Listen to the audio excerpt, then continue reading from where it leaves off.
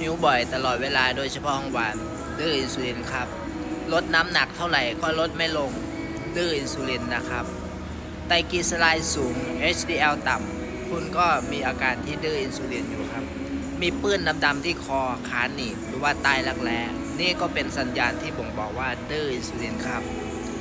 มีอาการง่วงหลังมื้ออาหารดื้ออินซูลินครับเหนื่อยง่ายไม่ค่อยมีเรี่ยวแรงดื้ออินซูลินครับและทั้งหมดนี้คือสัญญาณเตือนที่บอกว่าดื้ออินซูลินครับหากใครสนใจวิธีแก้ดื้ออินซูลินแบบง่ายๆแล้วก็เป็นธรรมชาติทักมาสอบถามกับบอยเพิ่มเติมได้ครับแล้วไว้พบกันครับ